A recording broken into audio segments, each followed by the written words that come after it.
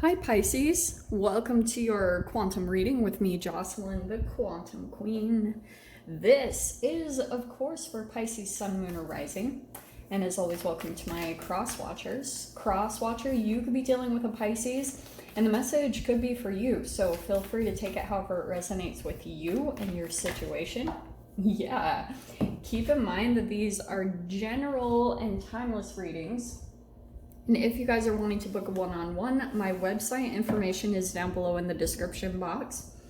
And, my readings are open back up. So if you guys want to jump over there and book one, you can go ahead and do that. I don't know how available they'll be because I'm just rolling it out to all my email subscribers first from my website. So you can go ahead and take a look and see if anything's available. And as always, just wanted to say thank you for liking, subscribing, and thank you for all of your good karma donations. All right, my loves. So I wasn't going to do this, but you had 3 pop out. So I'm going to go ahead and take those because look how similar they are, all Pisces. Look at that. You've got the box, the creator, and the self. Okay. This is actually perfect because I feel like what's going to come up, if this hasn't already happened for you guys, if you've been feeling very restricted, it is because of some type of thought process that you've been going through. And maybe you're in some type of kind of energetic cycle within your own body of releasing these brain chemicals where you're either really far ahead in the future or you're still living in the past. But either one, you can do both. When you start jumping ahead too much to the future and then you lose track of the now, you start thinking I won't be able to do this until this comes in the future or until this lines up. And energetically, you're out of place. So then it boxes you in. Okay, that box can be like an old perception. It's a boxed in belief that makes you possibly feel stuck or you feel constricted. You keep it's almost like a maze too. You just kind of keep going through and you can't find your way out. And this is what's really perfect. I feel like what's happening for you guys is something might come in over this next week and pull you out of that, and it will be different for all of you because the cool thing is you've got the creator. So all of a sudden there'll be some type of shift. Maybe it's by something that you're doing, by something that you're creating, and then all of a sudden you're gonna be bursting out at the seams. Okay, which is perfect because I've actually been seeing that in the energy. If you felt boxed in or constricted or you haven't been able to move, there's going to be a huge awakening that happens with that. And it might come from maybe your creative abilities or just something that you do very different.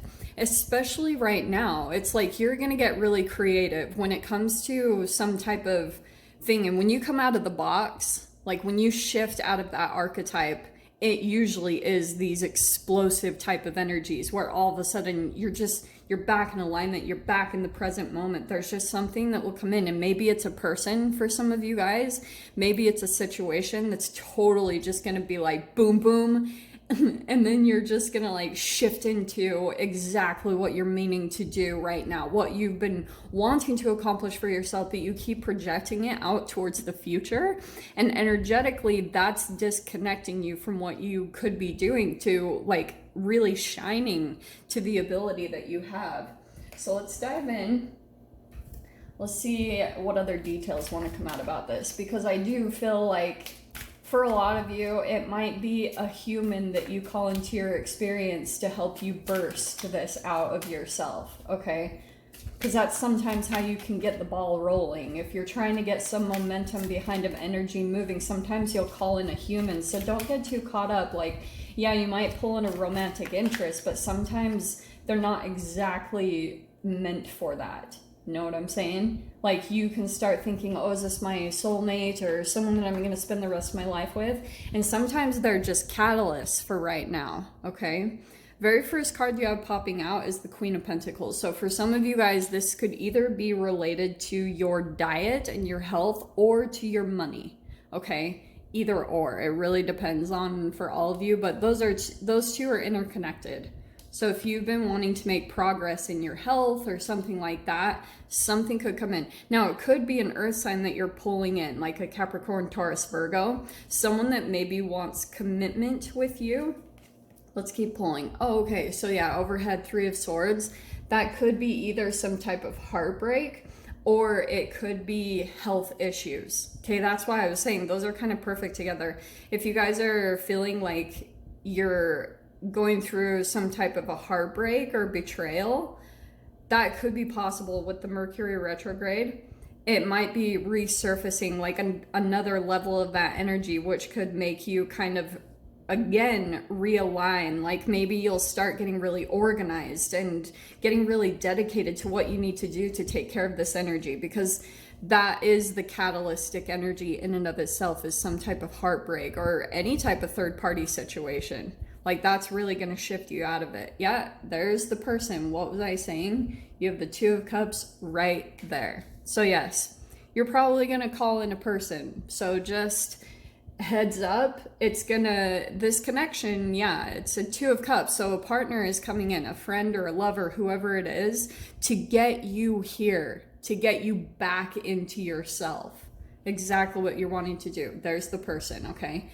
I would normally say, I mean, this could be vice versa, but you two are going to be entangling and mirroring so much about each other with that Page of Cups. So that could be like from the past. Maybe this is someone that you've known from before, like that there's been some type of exchange, but I kind of get with this energy, it hasn't really developed into the next phase. So for instance, if you're pulling in the shadow side version of yourself through a partnership, for instance, like there's 3 stages of relationships. There's the beginning where it's kind of like admire me, and then the second phase is play with me, and then the third is like become my mother or father, you know, whatever shadow energy that you were raised with. That's usually the pattern that you'll go through when you get into relationships, because you're first going through love bombing where everything seems amazing.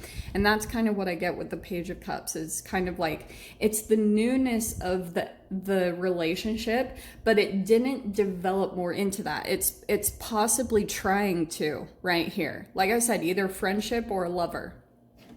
So this relationship is almost like trying to move to the next phase. And so that's why it's not really surprising that you might have either fears of heartbreak come up from the past, or you've got third party type of energy still in you that's kind of fragmenting you. And so you're trying to pull those pieces back together to really become whole. So that's really the benefit of this relationship. The next card out, we have the Page of Wands. So that does feel a bit third party-ish, okay? Look at 3 court cards right down the middle, and then the Three of Swords is at the top.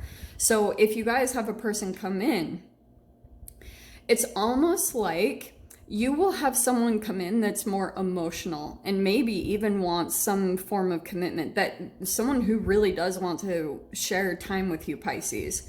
But then you've got Page of Wands feels a little bit more like a temptation, okay? Like almost someone that lights a little bit of a fire, because if you're kind of feeling like, yeah, there's the emotions, yeah, there's the commitment, they're giving me what I want, but you're almost like, I feel like it's connected to this Three of Swords. Like maybe you still got some stuff, and that's the boxed in type of like belief system that you were grown with, where if something like brings up an insecurity for you, you might have a temptation to go back to someone from the past that was a little bit more like passionate and really got a fire going within you, because maybe you're still adjusting to a new way of being in relationships that isn't so like back and forth, in and out, love and hate.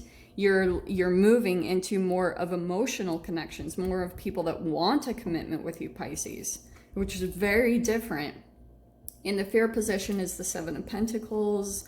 There's the shadow energy. That's exactly what I've been talking about. And then, sorry, I didn't adjust these.